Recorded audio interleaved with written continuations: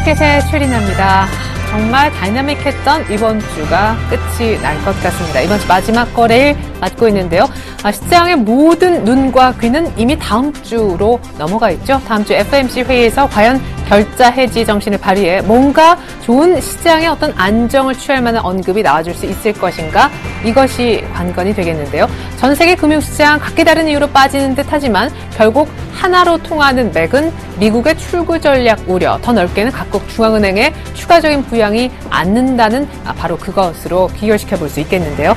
미국 월가에서요, 사실 그 연준, 그러니까 미 연준, 미국 중앙은행만 출입하는 아주 전문 그런 기자가 있다고 합니다. 성함이 존 힐센레스라고 하는 분이라는데요. 이분이 뉴욕 증시를 간밤에 끌어올린 장본인으로 지금 얘기가 나오고 있습니다. 이분이 뭐라고 했냐면 다음 주 FOMC 회의 아직 열리지 않았지만 버니키 의장은 다음 주 FOMC에서 QE 시장에서 우려하는 그 축소 우려에 관해 아마 안심시켜주는 그런 진정시키는 발언을 할 것이다라고 미리 언급을 했습니다.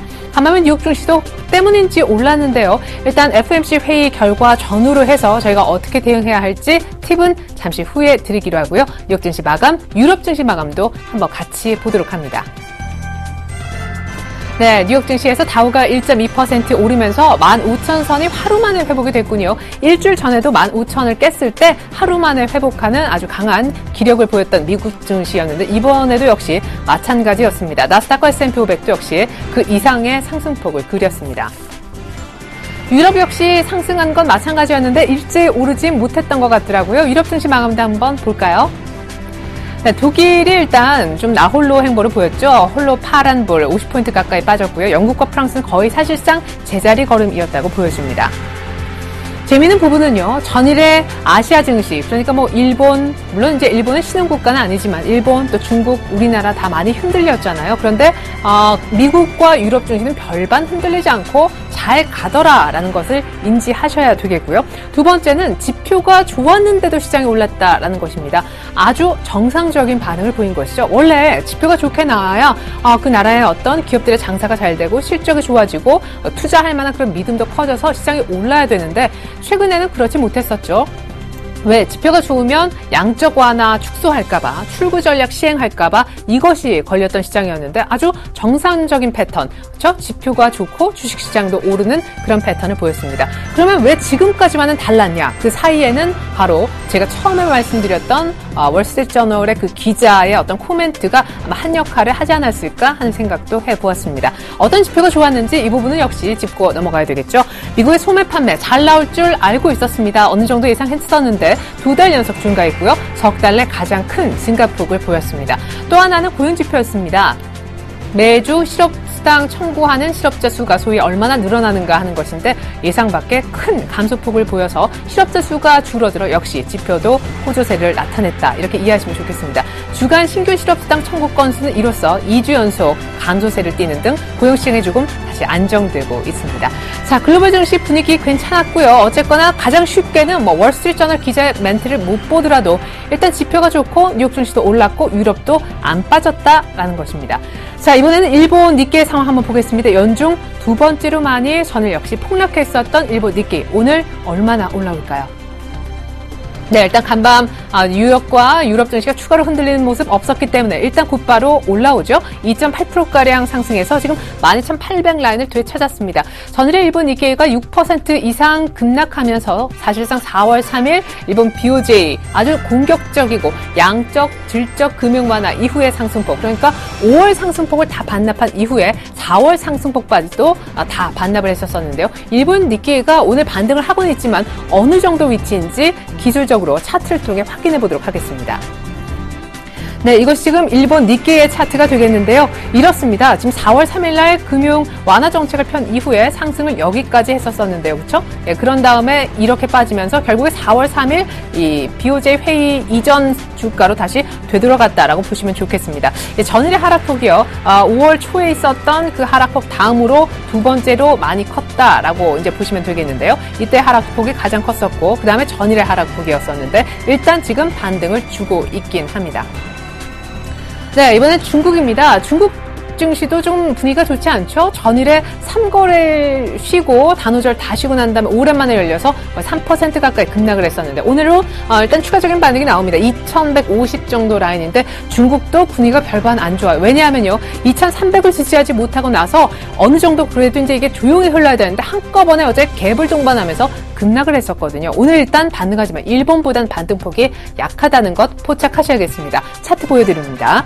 자, 이것이 상해종합지수 차트인데 어머 이럴 수가 있습니까? 최근에 빨간 봉 자체가 없었군요. 지금 주봉도 아니고 일봉인데요. 1, 2, 3, 4, 5, 6, 7 계속 어떤 커다란 양봉단 양봉이 없었었고 6월 들어 계속 흘렀습니다. 어제 장중한 때 3.8% 거의 4% 가까이나 급락할 뻔했다가 그래도 1%포인트 정도 낙폭 줄이고 끝을 냈는데 오늘도 도지형, 십자형으로 그냥 반등도 그저 그렇게 나오고 있습니다. 조금 안타깝게 안 좋게 보는 부분은요. 이 라인이 완전 갭으로 깨졌다라는 것입니다. 이 정도에서 버텨줬었어야 되는데 갭으로 지지 라인을 완전히 깨고 내려간 중국 증시는 기술적으로 그 다음 라인이 어디인가 좀 걱정이 많이 되는 그런 지금입니다.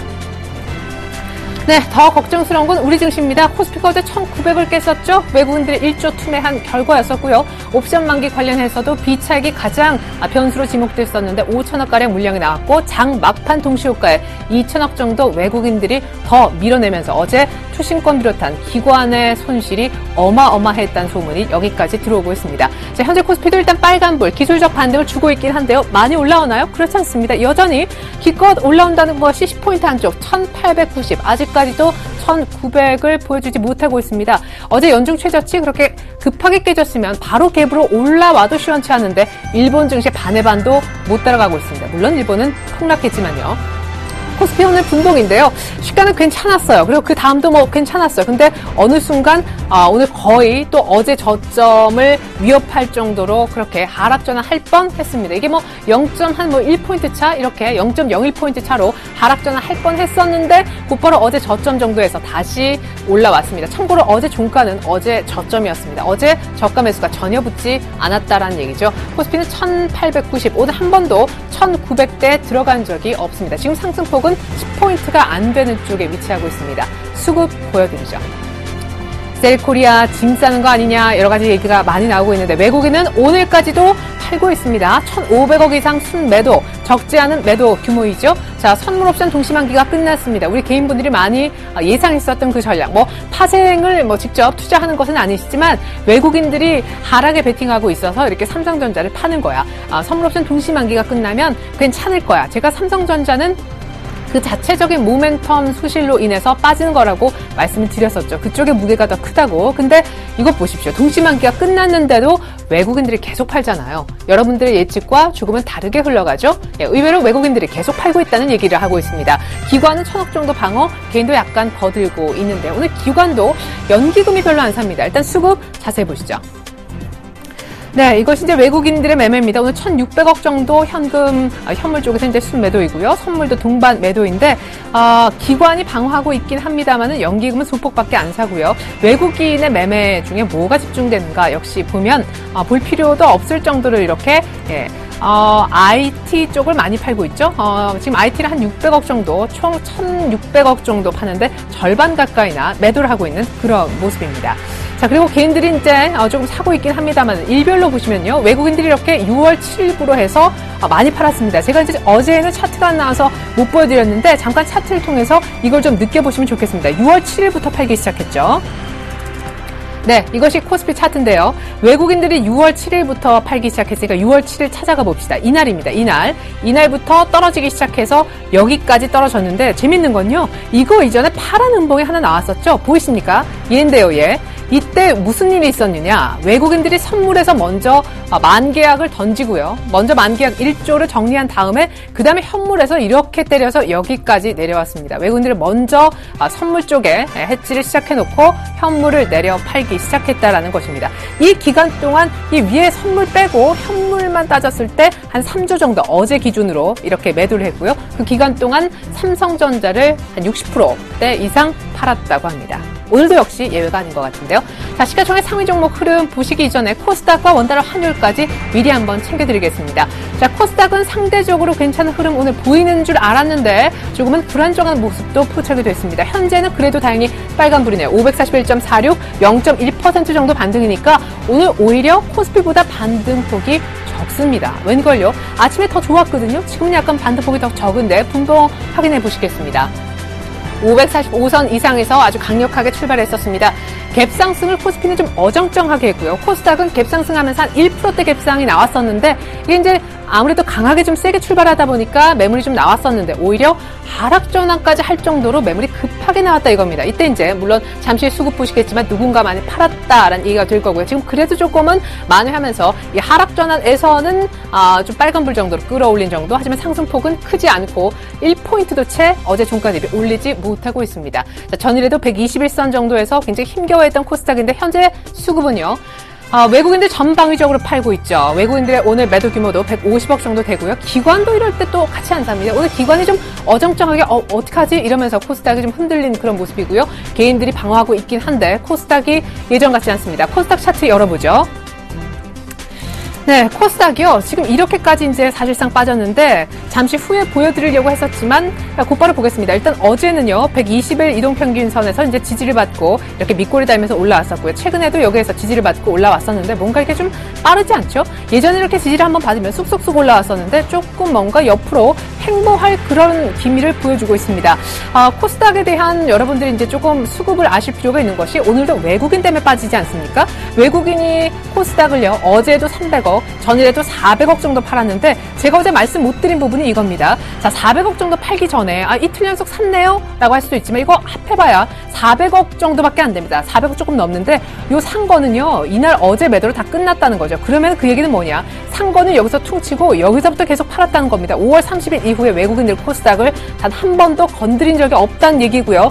코스닥 차트로 5월 30일 기준으로 보면은 이 신고가 찍은 그 다음 날부터 외국인들은 여기까지 관심이 없었다라는 얘기입니다. 물론 개인들은 계속 사고 있죠. 원달러 환율 흐름 한번 보여드리겠습니다. 자, 원달러 환율이요. 계속해서 이제 급등을 했었고 어제도 빠지는 줄 알았는데 결국 이제 외국인들이 아시아 통화 약세 전반적으로 다 주식 시장의 자금을 1조가량 하루 만에 빼가니까 원달러 환율이 오히려 오르면서 끝날 정도였었죠. 오늘 추가적으로 하락이 아주 셉니다. 7원가량 급락하면서 1120원대 다시 들어왔는데 이미 여기에 NDF 환율 쪽에서 7원 이상, 8원 이상 급락세가 나오면서 어느 정도 예견이 됐던 부분입니다. 일단 이 원달러 환율도요, 아직까지 방향성 알기 힘들다고 합니다. 오늘 외환 전문가 특별히 센터장님 정도로 연결해봤었는데 1120원, 1130원대에서 왔다 갔다 할 것이라고 박스 전망 정도만 주신 바 있습니다. 역시 관건은 FOMC 회의 다음 주에 달려 있습니다. 주식, 외환 또 안 보지만 채권까지도 모든 시장이 다 버냉키만 쳐다보고 있습니다. 자, 이번엔 시가총액 상위 종목 모습 보여드립니다. 네, 코스피 시가총액 상위 종목에서 삼성전자가 오늘 빨간불입니다. 며칠 만이죠? 7거래일 만. 네, 근데 이렇게 제가 이 시간에 얘기할 정도로 반등은 몇 번 나왔습니다. 근데 종가상 반등을 못하고 했었었는데 지금도 상승폭이 생각만큼 많은 것은 아닙니다. 잠시 후에 삼성전자 얘기는 더 하기로 하고요. 전체적인 분위기 보면요. 어제 기아차, 현대차 좀 빠졌었죠? 현대차 오늘 20만 원 다시 챙기는 줄 알았는데 상승폭 줄이고 있고요. 기아차 역시도 그냥 그저 그렇습니다. 모비스는 최근에 조금 주춤하고요. 오늘 하이닉스가 1% 넘게 빠지는데 SK 하이닉스 차트 한번 같이 보도록 하겠습니다. 하이닉스가 조금은 예전 같지 않은 것 같아서 그 어떤 기운을 같이 느꼈으면 합니다. 뭐 아주 안 좋아진다라는 건 아니고요. 차트 보여드립니다. 33,000원을 찍지 못하고 32,950원 정도에서 흘렀던 하이닉스인데 오늘 1%가량 조정받으면서 이 빨간선 라인에 한번 걸치죠. 물론 걸친 적 최근에도 있었습니다만은 최근 이 5월 이후 한 번 걸치고는 처음 다시 한 달여 만에 다시 21선에 자리 깔고 앉으려고 하고 있습니다. SK 하이닉스는 누구 수급으로 왔나요? 여기에는 외국인들의 매집이 있었고요. 중간에 여기는 기관의 매집이 있었고요. 기관이 계속 다 왔는데도 안 간다 했었는데 외국인 수급이 딱 붙자마자 곧바로 여기까지 왔습니다. 근데 지금 왜 약간 주춤한 건지 한 번쯤 한 달여 만에 21선 터치하고 있는 하이닉스 수급 보여드리겠습니다. 전일 기관이 굉장히 많이 털었네요. 사실상 기관이 매집하고 올라오는 와중에 계속해서 차익 실현을, 이때 외국인이 들어오니까 기관이 분할 매도를 하면서 돈을 좀 챙겼던 것 같은데요. 어제 기관이 SK 하이닉스 좀 차익 실현이 꽤 컸다는 것도 참고해 보시면 좋겠습니다. 오늘 일단 하이닉스 쪽 매수 창구에 외국인들 이름이 안 보인다는 소문도 있는데 한번 보도록 하죠. SK 하이닉스 외국계 매수 창구 쪽에 이름이 없네요.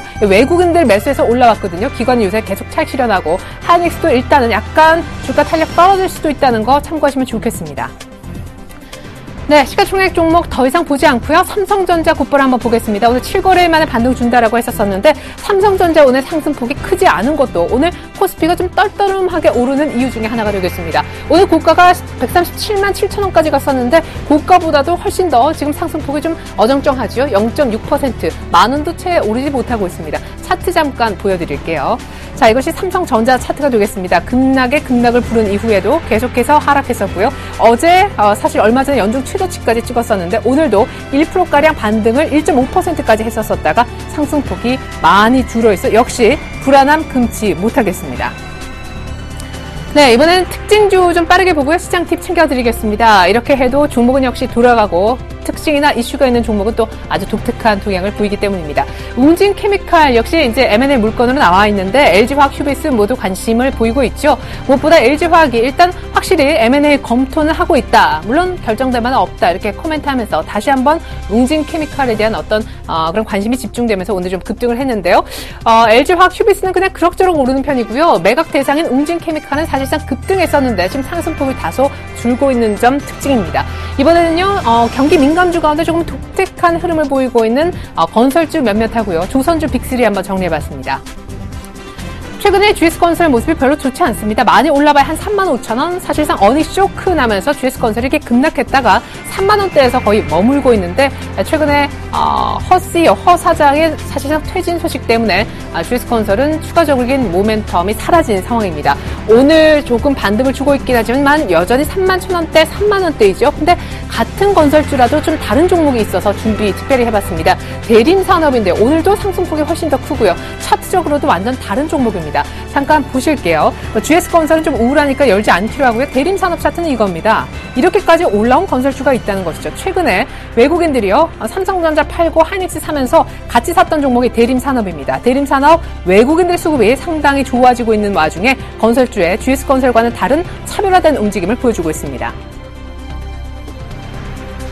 네, 이번엔 조선주 빅3 한번 보겠습니다. 삼성중공업은 역시 좀 괜찮은 반면에 현대중공업은 오늘 고전을 면치 못하고 있습니다. 현대중공업이 1.7%대 하락이지만 오히려 똑같은 폭만큼 플러스를 내는 게 삼성중공업이죠. 대우조선해양은 정부의 지분 매각 이슈 이후에 맥을 못 추고 있고요. 아직까지 그 이후에 이렇다 할 반등이 안 나오고 있습니다. 사실상 오늘 대우조선해양은 좀 올라오는 것 같았었는데 2%대 반등을 보이다가 하락으로 전환되는 안타까운 모습도 보여지고 있습니다. 현대중공업은요, 무엇보다 삼성중공업은 오늘 나이지리아에서 대규모 수주 소식도 들려왔습니다만 무엇보다 현대중공업은 일단 업황 자체에서 수주를 못 따낼까봐 아주 펀더멘털리 근본적인 문제를 안고 있어서 주가 흐름이 안 좋다는 분석이 있으니까 참고하시면서 같은 조선주, 같은 건설주라도 조금은 차별화된 전략이 필요할 것 같습니다. 자, 이번엔 NHN입니다. 정부 규제 속에 최근에 급락을 했었던 NHN. 물론 한때 대장 중에 대장으로서 이렇게 갈 수가 있나 굉장히 좋았었죠. 근데 NHN이 드디어 오늘 반등을 주고 있습니다. 정부의 시장 어떤 지배적 지위자 어떤 남용 이런 거 관련해서 규제가 현실화되기는 어렵다라는 증권사 리포트도 나왔는데요. 오히려 오늘은 오래간만에 한 1% 남짓 반등을 주고 있습니다. 약간 윗꼬리는 달려있는 것 같네요. 나머지 오늘 특징주 더 정리해봤습니다. 조금 등락이 심한 종목들을 보여드릴 건데요. 먼저 장마 수혜주는 위닉스입니다. 위닉스가 오늘도 급등, 52주 신고가고요. 전일에도 두 자릿수로 급등했었고 그 전에도 상승을 했었습니다. 위닉스는 오늘 갭까지 동반하면서 신고가를 찍고 있습니다. 다음 주에 장마가 시작될 거라고 하는데 비도 안 내렸는데 이미 위닉스 주가는 꿈틀꿈틀 움직이고 있습니다. 이렇듯 주식이 참 빨리 미리도 움직이지요. 3P 시스템의 경우에는 왜 상한가 같냐? 2,000원대 종목인데요. 3P 시스템이라는 게 이게 자동차 부품 쪽에 일을 합니다. 오늘 현대모비스하고 31억 정도 공급 계약 수주 따냈다는 소식이 나오면서 아주 밑바닥을 그리던 이 기업의 주가가 오늘 드디어 상한가 치고 있고요. SBI 글로벌은 오늘 10대1 무중 얘기 나오면서 점 하한가 들어가는 안타까운 모습, 그리고 동국실업은 왜 6%냐? 사실상 갭을 동반하면서 뚝 떨어졌거든요. 예, 조셉 회피 기업 3차 명단 공개됐는데 동국 실업 들어가면서 오늘 안 좋은 악재 속의 주가도 부진한 모습입니다. 이번엔 게임빌입니다. 최근에 유증한 회사들의 종목의 주가 흐름이 참 좋지 않죠. 게임빌은 유증 이후에 한번 하한가를 맞았고 전일에 추가 급락했다가 오늘 빨간불인데요. 차트 보면서 이어갑니다. 자, 게임빌 일단 한 900억대 정도 유증을 했었었고요. 저 하한가 맞고 어제 이제 추가적으로 한번 급락을 했었었고요. 오늘 좀 올라오고 있긴 한데 게임빌 투자하실 때 가장 중요한 포인트로서 한 전문가는 이런 언급을 했습니다. 이만큼 많은 물량을 맞고 게임빌은 급락했기 때문에요. 여기서 올라올 때는 반드시 이제 이 갭을 어떻게든 잘 좀 메워야 되겠고요. 85,000원대 오늘 시가 정도에서는 앞으로 향후 절대 깨져서는 안 되는 손절에 대한 어떤 그 라인도 나름대로는 세워보셔야 될 것 같습니다. 더 중요한 팁은요. 게임빌은 거래가 좀 실리면서 올라와 줘야 된다는 거. 거래량 체크하시면서 대응하시면 좋겠습니다. 네, 이번엔 안철수 테마입니다. 오늘 뜬금없이 안철수 테마 바람이 불고 있습니다. 말 그대로 뜬금없이 특별한 이유 없이 일단 안철수 테마주가 주목을 받고 있습니다. 당장 안랩이 한 4% 정도, 써니전자 두 자릿수네요. 사실 써니전자 같은 종목 오늘 상한가 중간에 들어가기도 하는 등 졸고바이오, 미래산업 3에서 5%대 하지만 장중한 때 더 큰 상승폭을 보여주기도 했습니다. 심상정 의원하고 만난 것 자체가 뭔가 좀 얘기가 나오지 않을까 싶은 그런 분석도 있긴 한데 어쨌거나 특별히 이게 이유다라는 것이 지금 아직은 잡히지 않고 있습니다. 5월 초에 신당 창당 관련해서 한번 떠들썩하더니 그 이후에 조용하다가 오늘 다시 오르고 있습니다. 하지만 이유 없이요. 끝으로 노인복지주 한번 보겠습니다. 정부에서요. 치매 관련한 뇌 지도를 만들겠다 이런 얘기를 하면서 오늘 관련된 테마가 조금 형성됐습니다. 일부 두 종목 정도만 압축해서 보시면 좋겠는데요. 메디프론하고 모나리자입니다. 성인용 기저귀 만드는 모나리자가 같이 좀 오르는 격이고요. 메디프론이 오늘 점 상한가 들어갔습니다. 메디프론은요. 치매 관련된 어떤 치료제를 사실상 만들어내는 기업이기 때문에 정말 직접적인 수혜라고도 할 수 있겠죠. 테마의 대장인데 오늘 점 상한가를 기록하고 있습니다. 네, 마지막으로 시장 팁입니다. 제가 FMC 얘기를 조금 몇 가지 접어둔 감이 있었었는데 오늘 1880선도 사실상 많이 보여주고 있습니다. 지금도 1889선인데요. 시장에 지금 두 가지 시각에 충돌하고 있습니다. 어제 연중 최저치로 이렇게 미끄러졌기 때문에 빠르게 회복해서 1900 이상 가줄 것이다 라는 의견도 있고 근데 오늘 이미 기술적 반응 자체가 세지 않은 모습이 이미 약간 시장 탄력이 많이 둔화됐음을 보여주고 있죠. FMC 회의 이후에도 그런데 탄력이 별로 강하지 않을 수도 있다는 더욱 우울한 얘기가 나오고 있습니다. 얘기를 좀 정리해보면 어제 연중 최저치였기 때문에 기술적 반등이 좀 나올 것이다 라고 했지만 기술적 반등도 예상만큼 지금 안 나오는 상황이고요. 물론 다음 주 FMC 신경을 쓰겠지만 워낙 많이 빠졌기 때문에 그래도 좀 볼 만큼 올라오는 산이 있겠지 싶었지만 언덕도 만들어내지 못한 오늘 반등폭입니다. 그리고 더 심지어 이제 안 좋은 얘기는 FMC 회의 이후에도 안 좋을 것이다 라는 것인데 그 근거는요. 제가 전문가한테 여쭤보니까 이미 이머징 시장에 대한 자금 유출 엑소더스가 시작됐기 때문에 FOMC 회의에서 벤 버너키 연준 의장이 시장 달래기를 한다 한들 이 같은 대세 흐름 이미 돈 빼고 짐 싸기 시작한 이거를 다시 돌릴 수는 없을 거다라는 이유에서였습니다. 결국에는요. 우리가 선물 옵션 동시만기 이후 외국인들의 매도를 봤는데 오늘 여전히 매도하듯이 FOMC 회의 이후에도 외국인들 매도할 수도 있기 때문에 적극적으로 지금 뭔가 스탠스를 잡기도 참 애매하다 하겠습니다. 어쨌거나 FOMC 회의 이후 반등 의견도 있지만 심지어 FOMC 회의 이후에도 외국인들 매도가 계속될 것이라는 의견까지 나와 있어 공유하고 싶었습니다. 자, 외국인들의 수급 다시 한번 보겠습니다. 시장 팁도 여기서 이제 좀 드릴 텐데 오늘 1,750억 정도 매도하고 있죠. 삼성전자도 아주 약하게 반등하고 있고요. 외국인들 매도의 한 절반 이상은 IT로 삼성전자로 추정되는 이쪽에 몰려 있습니다. 그리고 연기금도요. 이렇게 오늘 8억 삽니다. 8억 순매수. 연기금이 왜 이렇게 안 살까요? 여러분. 연기금은 지금 금융위기 이후 밸류에이션 메리트, 코스피는 지금 청산가치에도 못 미치는 그런 정도의 아주 싼 구간, 대바겐세일인데 연기금이 그냥 심드렁합니다. 지금 여기서 잘 생각하셔야 될 거는요. 만기 이후에 외국인들이 코스피, 코스닥, 선물 다 매도하고 있다는 것이고요. 그 매도가 삼성전자에도 집중되면서 지금 오늘 모건 스탠리 약간 보여지긴 하네요. 근데 전반적인 외국인 매도는 계속 이어지고 있다는 점. 그리고 금융위기 이후에도 지금 밸류에이션은 이렇게 싼 적이 없었었는데 연기금의 매수도 왜 소극적일까? 이렇게 싼데 연기금이 왜 안 사지? 연기금은 롱텀, 아주 장기 투자하는 세력인데요. 그 부분도 잘 좀 체크해 보실 필요가 있겠습니다. 역시 FOMC 회의 이후에도 의외로 외국인들이 계속 팔 수 있음을, 물론 매도 강도는 떨어질 수 있지만 매도 자체를 매수로 전환하기는 어렵다는 전망도 신경 쓰이는 부분이라 하겠습니다. 잠깐 코스피의 어떤 기술적 분석을 위해서 주봉 차트를 좀 볼까 하는데요. 이미 일봉은 다 많이 망가졌으니까 일봉은 그냥 넘어가고요. 주봉적인 측면에서요. 지금 200주봉선 1874선 정도가 아주 아슬아슬한데 사실상 어제 저점 1880선 정도에서 거의 뭐 건드렸다라고도 볼 수 있겠습니다. 여기에서 지지를 받느냐 못 받느냐가 관건이라고 하는데 사실 지금 기술적인 어떤 그 분석도 의미가 없을 것 같고요. 역시 다음 주 FOMC 회라는 이벤트가 제일 중요한 변수를 하겠습니다. 네, FOMC 회의 이전에는요, 변동성이 커질 수밖에 없습니다. 오늘도 뭐 생각만큼, 욕심만큼 많이 안 올랐지만 의외로 이러다가 하락으로도 끝나도 아무도 얘기할 수가 없거든요. FOMC 회의까지는 흔들릴 수밖에 없다. 이러면 끝입니다. 그러니까 지금 뭔가 적극적으로 투자하시는 거 금하시고요. 아까 코스닥 보여드렸죠? 그게 핵심입니다. 외국인이 코스닥을 끌어왔어요. 기관이 중간중간 한번 붙었었고요. 그죠? 기관이 매도해도 외국인이 샀었고, 그래서 코스닥이 5년 내 최고치까지 왔었는데, 그 거의 고점 다음날부터 외국인들이 지금까지 단 하루도 사실상 산 적은 사실상 없었더라라는 것입니다. 그런데 개인 여러분들은 코스닥을 계속 타고 계시죠? 한번 곰곰이 생각해 볼 때입니다. 아니, 실적주 위주로는 괜찮다고 하던데, 실적주를 잘 모르겠어요 하시는 분들께 이런 말씀 드리겠습니다. 현금 갖고 계셔도 괜찮습니다. 연기금 살 때, 삼성전자 올라올 때, 시장 좀 갈 때, 그때 좀 같이 보자고요. 물론 코스닥이 지금도 견주하게 조정, 많은 낙폭을 보이지 않고 휘둘리지 않는 종목들도 있습니다. 저희가 그때 한번 목 놓아 얘기했었던 그 반도체 장비주 있잖아요. 원익 IPS 뭐 그쪽 지금 다 굉장히 견주한 움직임이긴 합니다만은 신규로 투자하거나 혹은 추가로 매수하거나 할 타이밍이 아직은 아닌 것 같다라는 얘기입니다. 코스피의 키도 언제나 그랬듯 외국인인데 지금 외국인이 계속해서 팔고 있고요. 코스피의 대장주가 흔들리고 있고요. 오늘까지도 반등이 시원치 않고요. 코스닥도 키가 외국인인데 외국인이 11연속 팔고 있다 이겁니다. 주식을 사야 될 근거가 전혀 없어 보이는 시장이죠. 주식을 샀다가 돈을 잃으면 어떡하지? 라는 그런 걱정이 더 많은 시기에 주식 투자 조금은 미루셔도 좋겠습니다. 아직 때가 안 온 것 같습니다. FOMC 회의 다음 주 초반에 있으니까요. 관련해서 더 꼼꼼하게 챙겨드리겠습니다. 주말 잘 보내세요.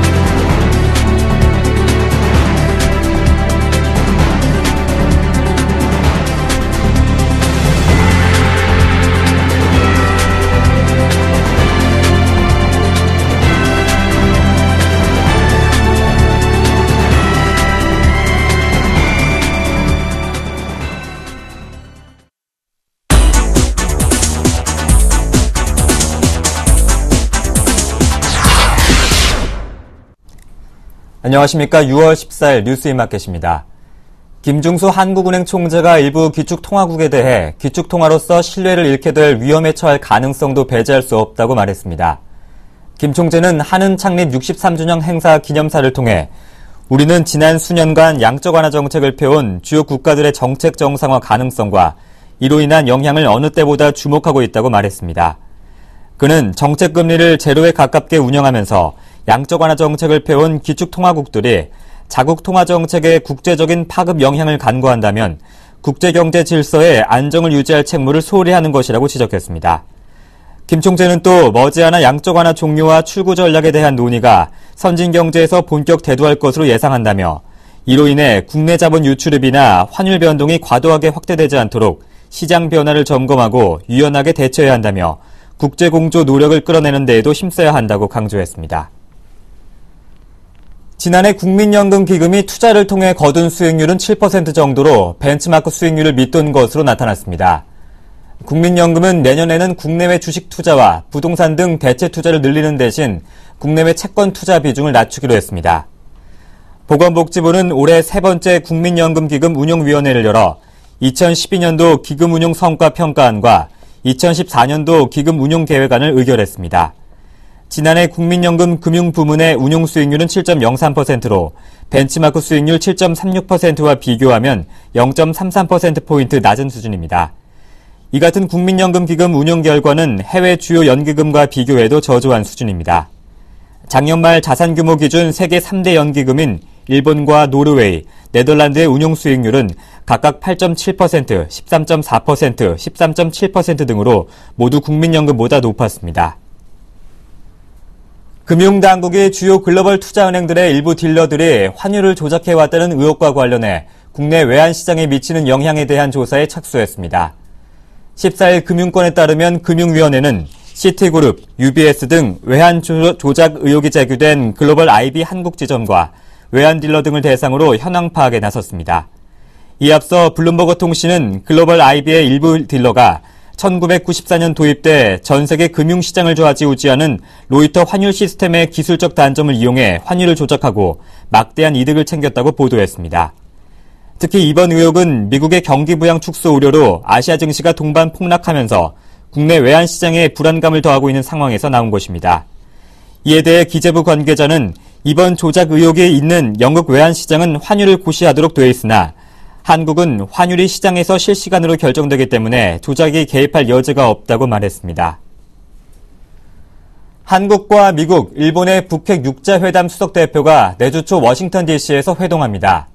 워싱턴 DC 외교통신통에 따르면 이번 회동에는 우리 측 대표인 조태용 한반도 평화교섭본부장과 미국 측 대표인 글린 데이비스 국무부 대북정책 특별대표, 일본 측 대표인 스게야마 신스케 아시아 대양주 국장이 참석합니다. 한미일 3개국 6자 회담 수석 대표의 만남은 지난 2월 북한의 핵실험 이후 처음입니다. 이번 고위 당국자 회동에서 북한의 움직임과 한반도 비핵화 원칙을 재확인한 미중 정상회담과 이달 말로 예정된 한중 정상회담 등 현안에 대한 정보를 교환하고 의견을 나눕니다. 또 이달 30일부터 다음 달 2일까지 브루나이에서 열리는 아세안 지역 포럼 외교장관 회의에서 한미일 3개국 외교장관 회담 개최 가능성과 의제 등을 타진할 것으로 알려졌습니다.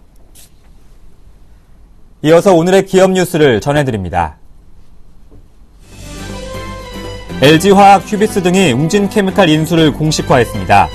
최근 웅진케미칼의 매각 주관사는 국내외 전략적 투자자와 재무적 투자자들에게 투자 안내서를 발송했습니다. 현재 국내에서 인수에 관심을 보이는 업체는 LG화학, 도레이 첨단소재, 휴비스 등입니다. 잠재 투자자들이 관심을 보이면 비밀 유지 확약서를 체결하고 오는 24일 투자 설명서를 발송할 예정입니다. 예비 입찰은 오는 7월 중에 실시될 예정이며 이번 매각 지분은 웅진홀딩스가 보유 중인 46.3%와 윤석금 회장 자녀 보유분 9.91% 등 총 56%입니다. 우리은행과 증권금융이 강덕수 STX그룹 회장이 돈을 빌리기 위해 맡긴 STX 담보 주식을 이달 들어 처분했습니다. 우리은행과 증권금융은 담보로 잡고 있던 STX 주식 425만 157주를 이달 들어 장내에서 순차적으로 내다 팔았습니다. 담보로 잡은 STX 주가가 떨어지자 손실 만회를 위해 반대 매매에 나선 것으로 풀이됩니다. 이에 따라 특수관계를 포함한 최대 주주 강 회장 측이 보유한 STX 지분은 지난달 말 20.54%에서 13.52%로 7.02%포인트 낮아졌습니다. 국세청이 지난해 매출 27조 9천억 원으로 종합상사 1위 기업인 SK네트워크스에 대해 세무조사를 벌이고 있습니다. 이번 조사는 정기 세무조사인 것으로 알려졌으나 SK그룹 오너인 최태원 회장이 구속된 상황에서 세무조사가 이뤄지고 있어 관심이 집중되고 있습니다. 국세청은 2009년 9월 SK네트워크스가 워커힐 호텔을 흡수 합병할 당시 회계 처리의 적정성 여부와 2010년 매출이 전년비 10% 이상 증가했지만 영업이익이 20%가량 줄어든 배경 등도 조사한 것으로 알려졌습니다. 삼성물산은 카타르 철도공사가 발주한 지하철 공사 일부에 대해 낙찰 통지서를 받았다고 밝혔습니다. 삼성물산은 스페인과 카타르 현지 기업 등과 컨소시엄을 구성해 카타르 수도 도하의 중심에 위치한 무샤이르랩 등지에 들어설 중앙역사 공사를 일괄 수주했습니다. 총 공사 대금은 11억 달러이며 이 중 삼성물산의 지분은 7억 달러 안팎입니다. 이번 지하철 공사는 2022년 도하 월드컵 개최를 대비한 것입니다. 이에 앞서 SK건설과 GS건설도 도하 메트로의 남북부 구간 공사를 각각 수주하는 등 카타르발 수주 호황을 누리고 있습니다. 6월 14일 뉴스인마켓이었습니다. 고맙습니다.